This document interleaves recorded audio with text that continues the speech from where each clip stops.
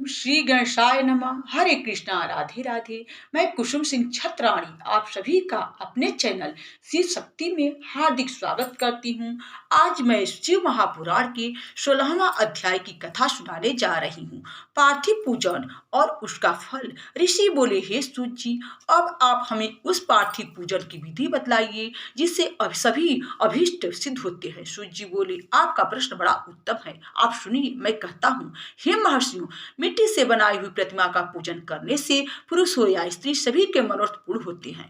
इसके लिए नदी, तालाब, कुआं या जल के भीतर की मिट्टी लाकर सुगंधित द्रव्य के चूर्ण से उसका शोधन करें और अच्छे मंडप में बैठकर दूध डाल अपने हाथ से सुंदर प्रतिमा बनावें। फिर पद्मासन से स्थित होकर उस पार्थिव प्रतिमा का आदर से पूजन करें। गणेश, सूर्य, विष्णु, पार्वती, शिव जी की मूर्ति और शिव जी के शिवलिंग का तो ब्राह्मणों सदैव पूजन करें। जो इस प्रकार षोडोपचार युक्त पूजन करता है उसके मनोरथ अवश्य ही सिद्ध होते हैं। किसी भी देवता के स्थापित किए लिंग पर 3 सेर नैवेद्य और स्वयं उत्पन्न हुए लिंग पर 5 सेर नैवेद्य चढ़ाने का नियम है। इस प्रकार जो 1000 बार नैवेद्य चढ़ाता है, यदि वह ब्राह्मण है तो उसे सत्य लोक की प्राप्ति होती है। यह सत्य है। 12 अंगुल चौड़ा और 25 अंगुल लंबा यह लिंग का प्रमाण है तथा 15 अंगुल ऊंचा और लोहे या लकड़ी के बनाए पात्र का भी नाम शिवलिंग है।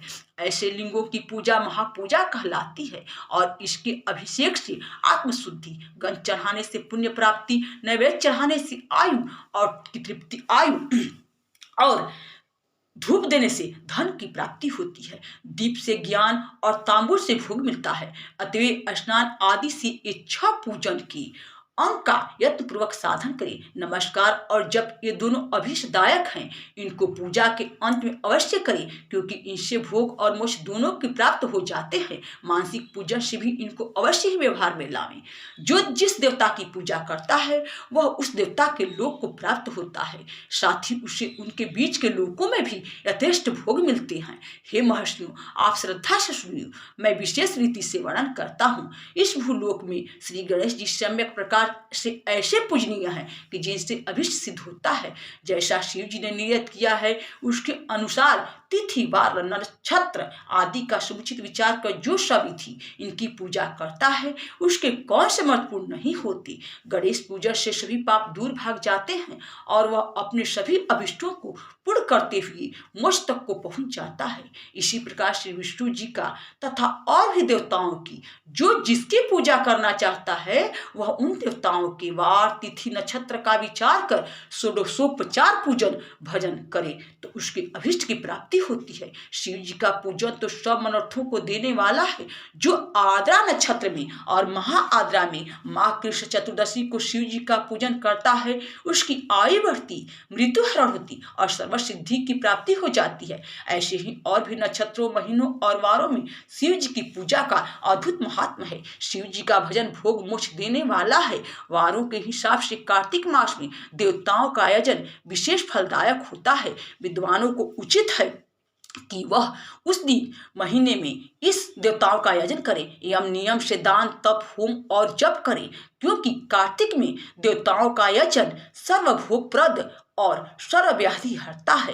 कार्तिक मास में रविवार के दिन जो सूर्य की पूजा करता है और तेल तथा कपास का दान करता है उसको यदि कुष्ठ रोग है तो वह दूर हो जाता है। इस प्रकार शिव जी की पूजा के अनेक विधान हैं। जो अपने मन को या जीवन को शिव जी को अर्पण कर देता है उसे शिव जी सायुज्य मुक्ति प्रदान करते हैं। योनि और लिंग इन 2 स्वरूपों के शिव जी के स्वरूप में समाविष्ट होने के कारण शिव जी जगत के जन्म निरूपक है और इस नाते से जन्म की निवृत्ति के लिए शिव जी की जन्म पूजा का अलग विधान भी है। जैसे अखिल जगत बिंदु नादात्मक है जिसमें बिंदु शक्ति है और नाद नाम शिव जी हैं।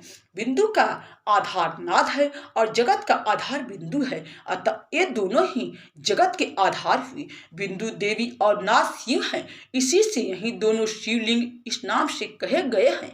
अतः जन्म की निवृत्ति के लिए शिवलिंग को पूजिए। देवी रूप माता बिंदु और शिव रूप पिता नाद हैं। पूज्य माता पिता की पूजा करने से निश्चय ही परमानंद प्राप्त होता है। जिसे परमानंद की इच्छा हो वह शिवलिंग की पूजा करे। जैसे जो पुत्र माता पिता की सेवा करता है उस पर माता पिता कृपालु रहते हैं, वैसे ही शिवलिंग माता पिता के इस मुख्य रूप को जानकर उनकी पूजा करे।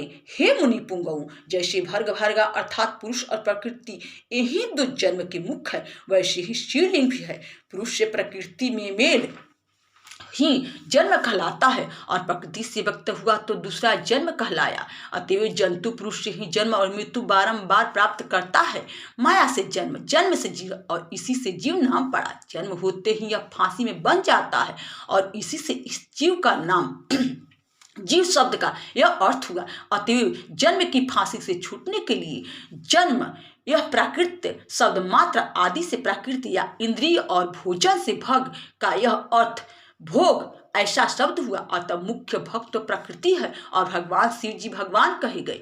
इस प्रकार यही भगवान भोग के दाता है और कोई भोग को देने वाला नहीं है। भक्त के स्वामी भगवान ही भर्ग हैं और भक्त के सहित लिंग और लिंग के सहित भग ही यहाँ और वहाँ नित्य भोग के लिए है। इसलिए श्री भग वाले महादेव जी शिवलिंग की पूजा करना योग्य है। शिव भक्ति के मिलाप का नाम लिंग है। शिव जी अपने लिंग के पूजन करने से प्रसन्न हो जाते हैं। जो इस शिवलिंग का सादर पूर्वक पूजन करता है वह जन्मादि से मुक्त हो जाता है। आदित्यवार के दिन पंचगव्य द्वारा शिव जी को स्नान कराने, गोबर, गोमूत्र, गोदूध, गोधृत और मधु यही पंचगव्य है। फिर गोधादि से अलग स्नान करावे, शहद, ईख का रस और गोदूध से अन्न का नैवेद्य बनाकर प्रणाम पूर्वक चढ़ावे। जो इस प्रकार आदित्यवार के दिन प्रणाम पूर्वक महालिंग की पूजा करता है उसका पुनर्जन्म नहीं होता। रुद्राक्ष धारण करने से चौथाई, विभूति धारण करने से आधा, मंत्र जपने से पौन और पूजा से पूर्ण भक्ति प्राप्त करता है।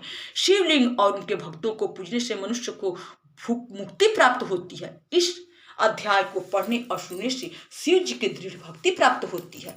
यहाँ मैं शिव महापुराण की 16वां अध्याय की कथा समाप्त करती हूँ। बोलो शंकर भगवान की जय। हरे कृष्णा, राधे राधे।